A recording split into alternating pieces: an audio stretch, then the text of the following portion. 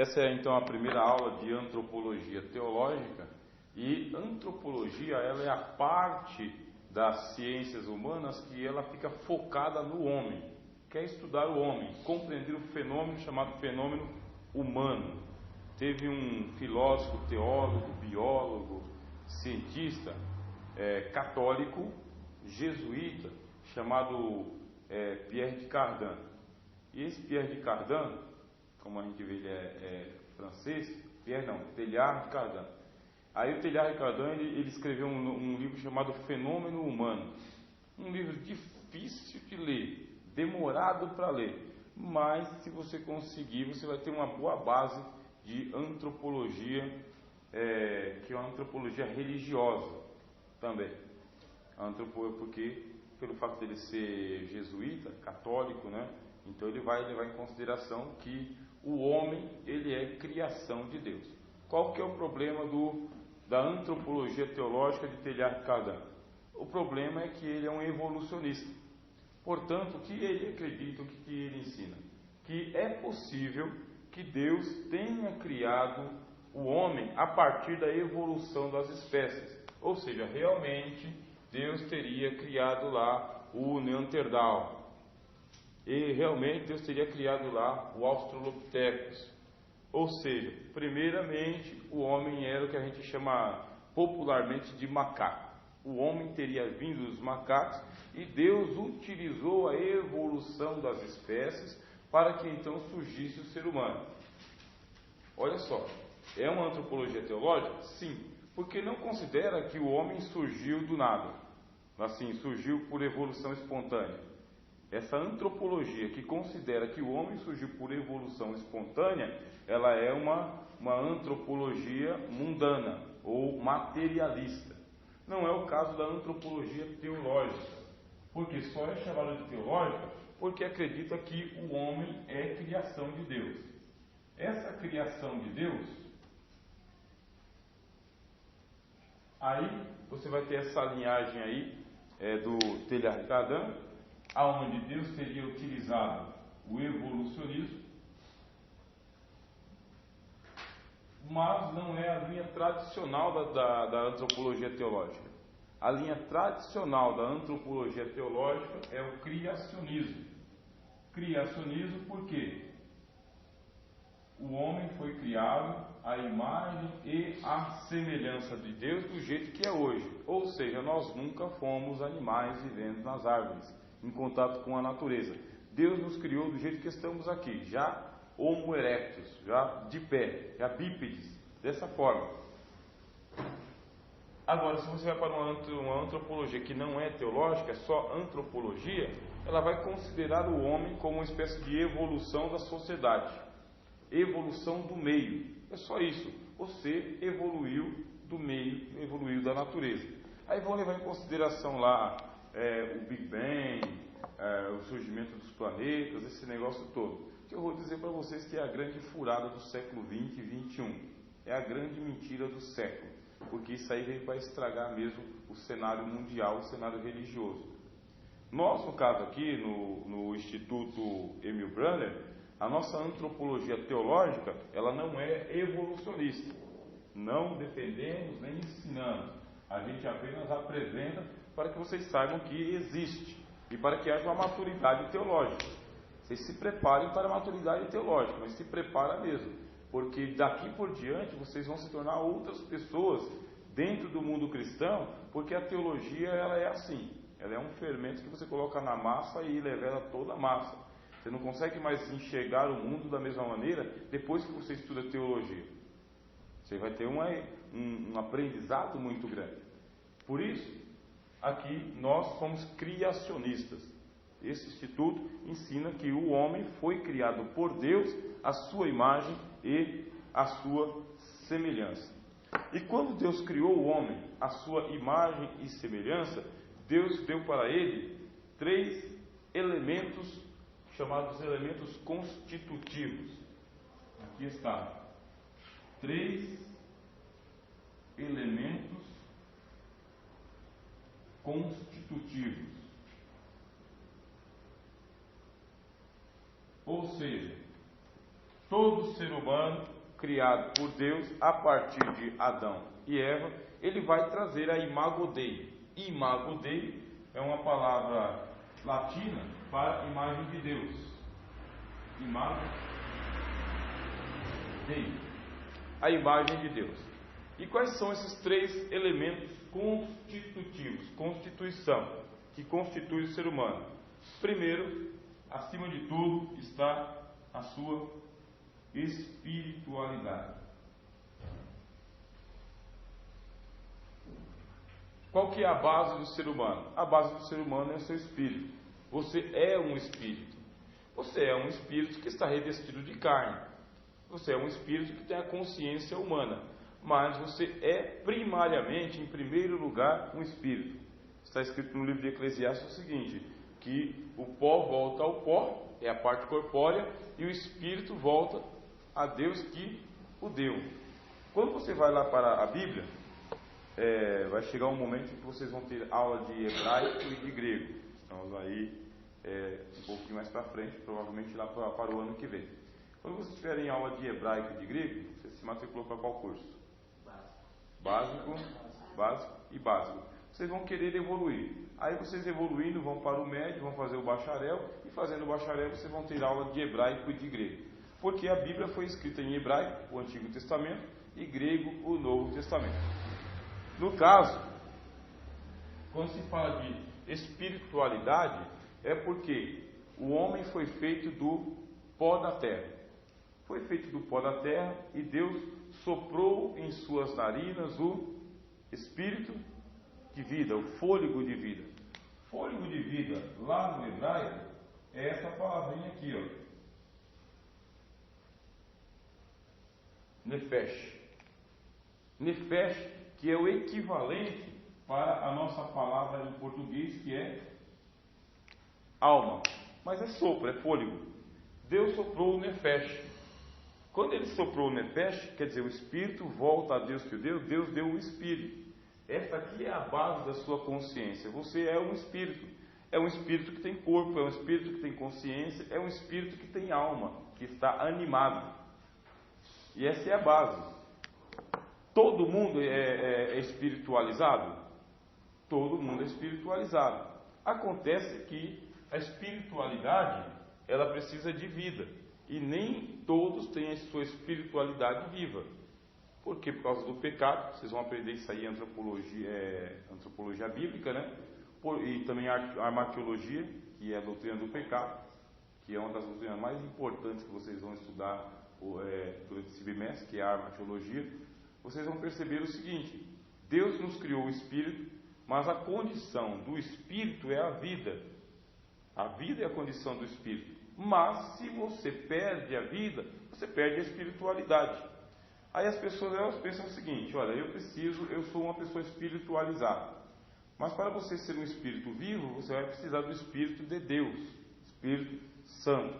Que lá no hebraico, aqui ó, hebraico, ó, HB é hebraico. Espírito de Deus é a palavra Ruach. Isso aqui é espírito. Ruach. O Ruach é o espírito que está na Nefesh, o espírito que está na alma.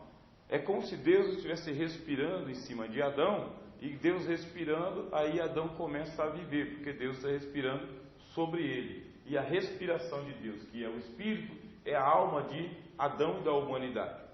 Com o problema do pecado, o que acontece com o espírito humano? Morre. Morre, mas fica uma espécie de reminiscência. Essa reminiscência, eu vou até fazer um triângulo aqui para vocês verem. Essa reminiscência significa que eu tenho uma lembrança espiritual. Eu tenho uma espécie de memória espiritual. Essa memória é uma espécie de vaga lembrança, entendeu? E já as pessoas não conseguem se encontrar com Deus e elas criam o quê? Elas criam uma religião. Estão entendendo a ponte? Viram a ponte? Porque existem milhares de pessoas que praticam a religiosidade. E por que essa religiosidade toda ela é falsa? Porque a religiosidade é uma tentativa do espírito humano de se religar com Deus. A espiritualidade ela é uma espécie de intuição da alma. Essa intuição é que tem alguma coisa do outro lado, tem um ser superior, existe alguém que tem criado tudo isso aqui. Eu tenho uma intuição. Essa intuição religiosa é por causa que a alma, o nefesh, foi animado pelo ruach, que é o espírito. Mas com o pecado, o espírito morre. Ainda assim ela mantém uma intuição, uma vaga lembrança, um instinto de que deve haver algum Deus.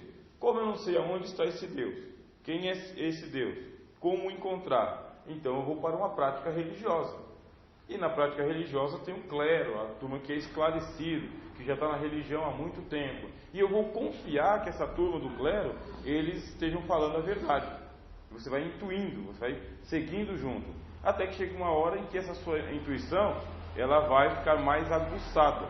E aí você vai desconfiar que pode ser que a tua religião não seja tão exclusiva assim. E que o clero esteja aí fazendo alguma espécie de mecanismo para te manter lá dentro. E você não quer continuar lá dentro porque você já está esclarecido. É onde vão surgir aí os profetas, né? Os profetas sempre são aquelas pessoas desconfiadas do sistema. Se é um profeta, eu estou desconfiado que tem alguma coisa aqui que não está de acordo. Aí ele, profeta, eu quero falar, quer falar? Aí pronto. E o profeta é uma pessoa meio solitária dentro da sua religião e ele vai em busca desse Deus, que pode estar no deserto, na montanha, no céu, depois das imagens. Isso é o instinto profético. Vocês perceberam que já tem um salto daquela matéria de introdução ao estudo teológico para antropologia. Quer dizer, nós estamos indo do geral para o particular. Isso aí chama-se dedução. Eu estou agora me concentrando um pouquinho só na questão da religião pessoal e não mais da religião geral. Eu quero saber de mim. Aqui está um triângulo. Eu sempre uso esse triângulo aqui por causa que ele é uma figura geométrica muito perfeita. Dá para você fazer várias ilustrações com ele. Aquele lá eu falei para vocês sobre o triângulo da divisão do fenômeno religioso. E esse daqui é o triângulo da antropologia teológica. Porque Deus nos criou assim, espírito e de espírito, alma e corpo. É um triângulo. Quando Deus nos criou espírito, alma e corpo, era necessário que a gente continuasse vivo. Se a gente continuasse vivo, aí você vai ter uma unidade. O que é a unidade? Essa daqui, O espírito se comunica com a alma. Porque a alma humana é aquela parte da consciência de si mesmo.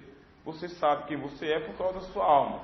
Você sabe do que você gosta, do que você não gosta. Você conversa com você mesmo. Dentro da psicologia vocês vão aprender isso daí. E o espírito é a parte espiritual. É a parte que nos liga diretamente com o mundo religioso, com o mundo divino, com o mundo elevado. Está vendo? A alma é com você mesmo e o espírito é com Deus. Por isso que os anjos são chamados de espíritos. Os anjos não são chamados de alma, mas os homens são chamados de alma. Os anjos são chamados de espírito porque eles estão elevados, eles estão bem próximos do trono de Deus. Deus nos criou espírito e alma. O espírito comunica com a alma e a alma comunica com o espírito. É você falando com Deus, Deus falando com você. E ao mesmo tempo a alma se comunica com o corpo. Mais uma vez a setinha está apontando aqui, E o corpo se comunica com a alma. Ou seja, a alma ela é aquela que ela comanda a ação do corpo, a sua motricidade, o seu motor. A alma está comandando. Porque ela vem aqui, só que veja só que ela está na horizontal, junto com o corpo. Ela não está lá no topo, ela está aqui, na horizontal. Portanto, existe uma comunicação da alma com o corpo, que são os seus pensamentos, os seus sentimentos, e existe uma comunicação do corpo com a alma. Por exemplo, você tem alguma inflamação, alguma infecção. A infecção é no corpo. Essa mesma infecção ela vai te dar uma espécie de mal-estar, de tristeza, de angústia, um quadro deprimente, depressivo, porque o corpo está se comunicando com a alma. Pode ser que você tenha uma tristeza muito grande e a tua alma vai comunicar com o teu corpo, ou uma alegria muito grande. Se você tem uma alegria muito grande, ela vai se comunicar com o teu corpo, e o teu corpo vai ficar eufórico, ou energético, sabe? É bem disposto, porque você está alegre. Você recebeu uma notícia ruim, a tua alma se abate e o seu corpo fica moribundo. É uma comunicação. Corpo-alma, alma e corpo. E existe uma comunicação entre o espírito e o corpo também. Por isso que a gente é chamado de templo do Deus vivo. O corpo é o templo de Deus. O corpo é a morada de Deus em espírito. Tem uma comunicação entre o corpo, porque o corpo é para Deus e Deus para o corpo. Deus quer morar nesse templo. E você mora nesse templo também, junto com Deus. Esse triângulo aqui era para acontecer essa unidade. Você pode ver, ó, aqui é uma unidade total, uma unidade composta no caso. Mas entrou o pecado no mundo. E quando entrou o pecado no mundo, aí o que aconteceu? Essa comunicação do espírito com a alma, ela morreu. Acabou. Essa parte aqui, ó, que é o negro que eu estou desenhando para vocês aqui, ela foi cortada. Deixa de existir. O espírito não se comunica mais com a alma. E também o espírito não se comunica mais com o corpo. Isso aqui é que Deus disse lá: no dia que você comer, você morre. É isso que Deus estava falando. Naquele dia que entrou o pecado no mundo, aconteceu a morte. E a morte matou 2/3 da nossa humanidade. Ou seja, o que nós estamos fazendo hoje? Nós estamos andando apenas com 1/3 da nossa capacidade natural que Deus nos criou. Nós perdemos o contato com o mundo do espírito. Nós perdemos. A gente anda hoje na horizontal. A nossa comunicação hoje é alma e corpo. Corpo e alma. Nós somos isso daqui. Essa parte espiritual que está morta para nós, agora tem uma intuição aqui na alma. Nessa intuição a gente cria a nossa religiosidade, a vontade de buscar a Deus, a vontade de ser santo, a vontade de ser salvo, na verdade, mas a gente não tem condições de acessar o mundo de Deus. Perdemos. E, consequentemente, como a gente se comunica muito com o nosso corpo, a gente vai dar muito ouvido ao nosso corpo. E ele é cheio de vícios, né? O corpo gosta da carnalidade, né? Ela gosta de carne, né? Isso é o corpo. Pronto. Veja só que nós perdemos aqui 2/3 da nossa capacidade natural. 2/3. E a gente trabalha aí apenas com 1/3 da nossa energia. 1/3 é muito pouco. Quando Cristo vem, ele tem que fazer a ressurreição, e ele faz a ressurreição do Espírito para nós voltarmos a ser completos do jeito que a gente é. Deu para acompanhar? Aí, dentro da nossa... dos 3 elementos que eu falei para vocês, nós temos então a nossa espiritualidade e também nós temos a nossa psicomotividade. Vou explicar um pouquinho mais no particular aqui.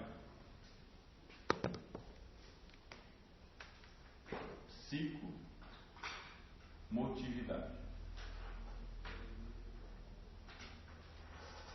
Espiritualidade porque nós estamos ligados com Deus. E psicomotividade porque nós somos emotivos. Nós somos emotivos. Aqui, motividade é motor. Está vendo aqui, ó? A palavra motor aqui é aquilo que nos motiva, aquilo que nos motoriza. E o que é que nos motoriza? Aí você tem uma palavra grega aqui, ó. Grega, que é psique. Como que a gente traduz psique? Traduzimos como alma. No latim, do latim para o português, no português é alma, no grego, ó, GR, no grego é psique. A palavra psicomotividade, ela tem origem em psique, no grego. Portanto, nós temos uma psicomotividade, ou seja, nós somos motivados, nós somos motorizados pela nossa alma. É a nossa alma que impulsiona a gente. É a nossa alma que nos faz querer estudar, aprender, casar, ter filhos, trabalhar, construir, mudar, evoluir. É a nossa alma. E quem nos deu isso? Deus, através da criação. Quando Deus soprou que nós nos tornamos nefesh, alma humana, naquele exato momento Deus colocou em nossa alma o motor para a nossa vida. Agora você vai ter uma ciência chamada psicologia. O que a ciência da psicologia faz? Ela é justamente para nos curar das doenças da alma. A alma ficou doente e aí você precisa de um médico. O médico da alma é o psicólogo, psiquiatra, psicanalista, é a turma que estuda essa nossa parte psicomotivacional. Você então vai tomar o pequeno cuidado. Qual que é o pequeno cuidado? De manter a sua saúde psicológica. Porque mantendo a sua saúde psicológica, você se motiva. Você estando motivado, você se constrói e se reconstrói se for necessário. Esse é o triângulo. Esse é o triângulo, ó.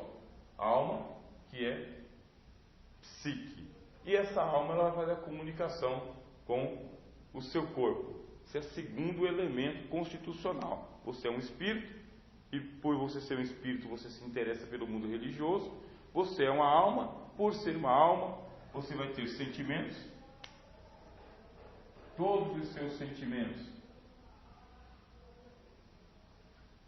eles passam pela sua alma.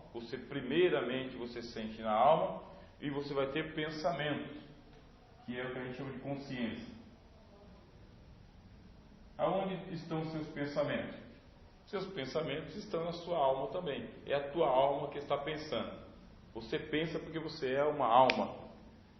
Aí você fala, não, eu penso porque eu tenho cérebro. Sim, mas o teu cérebro é a parte física.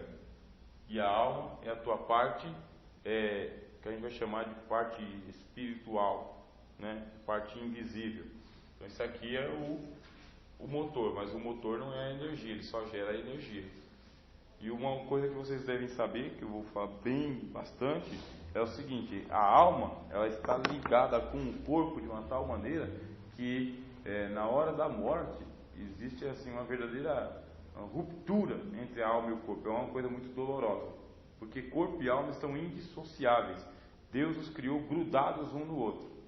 E o problema da morte é justamente isso daí, é uma separação, e por isso que tem que acontecer a ressurreição. Porque se não acontecer a ressurreição, você não consegue subir, não consegue ir. É imprescindível que você tenha um corpo. Por isso que Jesus, ele ressuscitou em corpo, não só em alma, não só em espírito. Ele ressuscitou em corpo porque não dá para viver sem o corpo. Você é incompleto.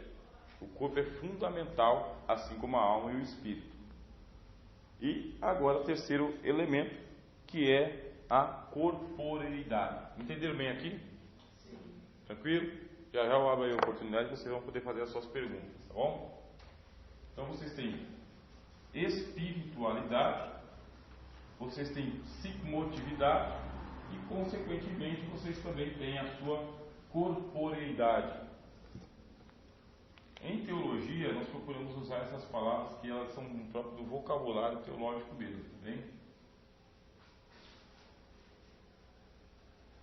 O que acontece é que quando você está fazendo as ciências, principalmente as ciências humanas, não dá para você usar o vocabulário usual, porque o vocabulário usual ele tem um sentido.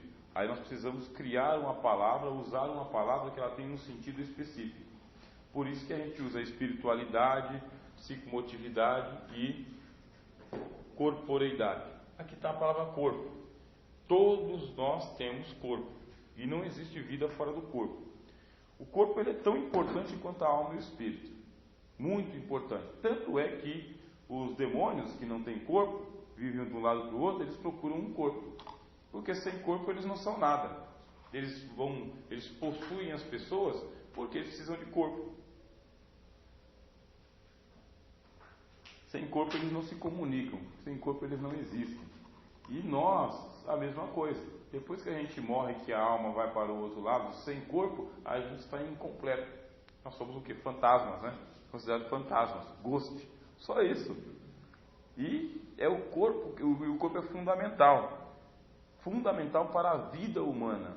E, logicamente, um corpo saudável, né? Um corpo cuidado. Porque a doença que ataca o corpo é uma deficiência. Se é uma deficiência, ela tem que ser sanada e curada. E dentro da nossa religião cristã, o corpo, às vezes, ele é menosprezado. É menosprezado porque houve uma Existe esse problema. Eu peco. Por que eu peco? Eu peco porque o meu corpo está me chamando. Então, o meu corpo está me chamando, eu vou lá e obedeço o que o meu corpo está me pedindo, e eu me entrego para o meu corpo. E quando eu vou ver, a minha alma fica mal. Por causa disso, a gente acha então que o corpo é o culpado pelo pecado.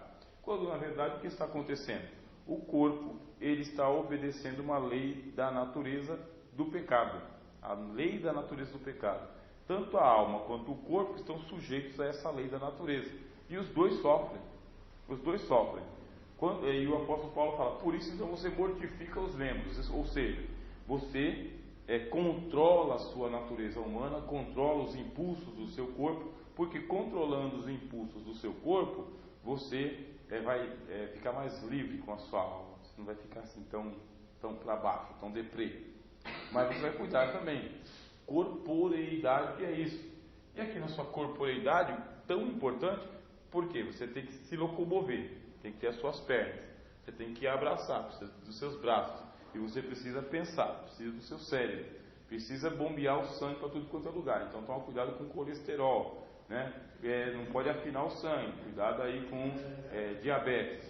Você vai cuidar desse templo aqui, porque quanto mais tempo você cuidar desse templo, melhor você vai viver. Mas você descuida do seu templo, você descuida do seu corpo, você entrega ele de qualquer maneira, aí não tem dúvida, tem úlcera, gastrite, infecção, inflamação, dor de cabeça, dor na coluna, dor nos braços e assim por diante. Deus nos criou assim, tá bem? Deus nos criou nesse triângulo aqui e nós estamos nessa horizontal de corpo e alma. Com o Evangelho nós voltamos a ser da forma como nós éramos, e embora a gente esteja aí trabalhando com muita dificuldade, porque já passamos para a ressurreição, a chamada primeira ressurreição, vocês vão aprender isso aí em escatologia. Nós estamos aguardando, a Bíblia fala, a redenção do nosso corpo, porque a gente tem, lembra o Santos, a gente tem prazo de validade, né? Então, pelo fato da gente ter prazo de validade, a nossa redenção ela está em andamento, está acontecendo. E vai chegar uma hora que a bateria vai arriar, e quando a bateria arriar, o corpo fica. Aí, mais uma vez, se o corpo fica, aí vai ficar faltando alguma coisa. Sobe a alma com o espírito, mas fica faltando essa turbinha aqui, ó. Alma, corpo, espírito, corpo. Por isso o Evangelho ele vem para poder nos trazer de volta pela ressurreição dos mortos, a ressurreição do corpo. E outra coisa, sem o corpo você não consegue servir a Deus. Sem o corpo. A Bíblia diz lá na carta aos Hebreus, está no Novo Testamento, que os espíritos dos santos aperfeiçoados estão nos céus, aguardando a primeira ressurreição, para que eles, sem nós, não sejam perfeitos. Só vão poder ter plena paz e alegria quando acontecer a ressurreição de todos os santos. Está na carta aos Hebreus. Você vai ler lá no capítulo 12 de Hebreus. Ok? Vamos passar agora para as perguntas.